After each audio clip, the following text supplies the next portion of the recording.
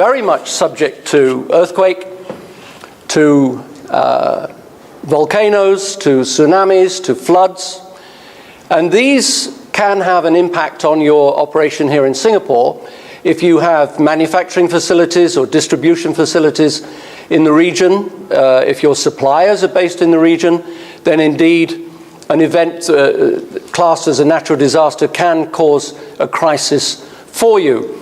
As I say, even among distributors, in the floods in Thailand a couple of years ago, if you recall, I think it was Toyota in particular found thousands and thousands of their vehicles that were in the distributors ready to go to showrooms and be sold were flooded, destroyed, wiped out. So that meant a crisis for Toyota and their regional headquarters here in Singapore.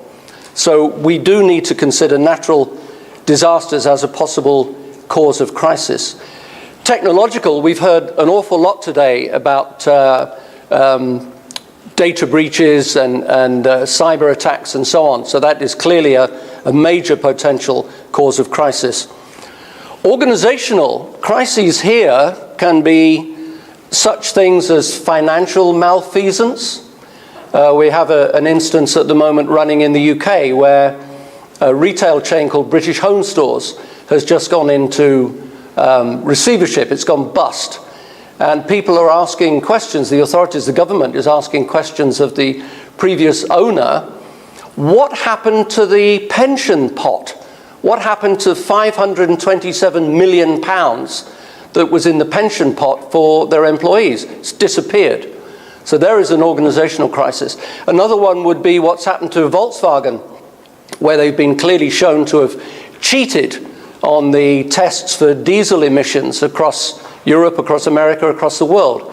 And this has obviously caused a major crisis for that company.